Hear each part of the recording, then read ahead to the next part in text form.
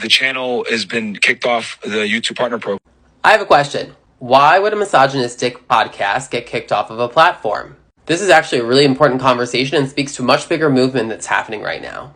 The conversation that we're about to have is for educational purposes and not intended to bully or harass anyone. And as always, please remember to save and share. This helps get more eyes and ears on this important conversation. Thank you so much. Let's hear what else they have to say. So this is the beginning of the end of this era. This is the beginning of the end of an era. He's partially right. Because can you think of anyone else who spread extreme misogyny and is now having the repercussions of that? There's a lot right now. We're working with YouTube to try to come to a middle ground and, work together and figure this out. But for now, we don't even know why. We don't know the specific reason. I have another question. What would be the middle ground for intense hate against women and spreading that over and over through 290 episodes since 2020?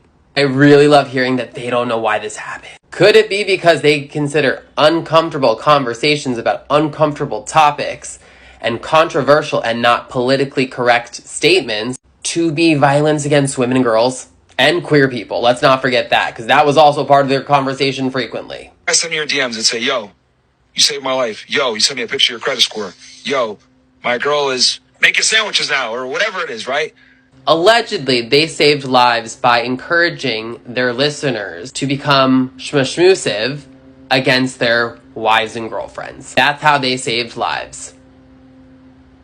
Is that saving lives?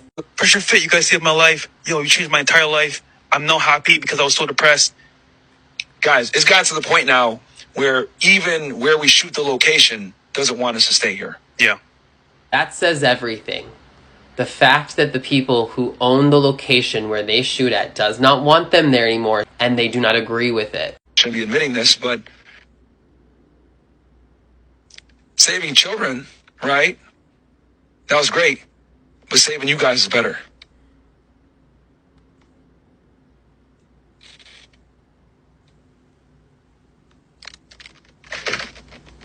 The preface of that, I shouldn't be admitting this, says a lot. And then he goes on to say that saving children was not as great as getting to have this misogynistic podcast. I have more questions. What children has he saved? And how is giving crazy useful information on dating games and social media saving these kids? Because isn't it possible that one could argue that they were in fact making social media a less safe place? With the end of this, there's for sure going to be a lot of angry boys and men.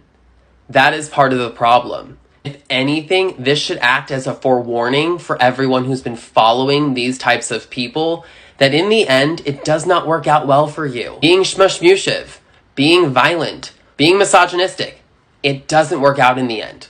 We are having an awakening and is a cultural shift, and we are seeing the slow fall of patriarchy.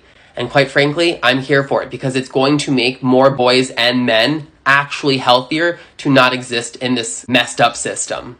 I am not the enemy. Women and girls are not the enemy. People like that are the enemy to your own well-being, mental health, your physical health. They were profiting off of children. We're not helping children. They were making money off of children. And that's now what they're trying to do further. Even to the men and boys. We'd rather have you heal with us here than not. If you're new here, welcome to the Love Army. Much love, y'all.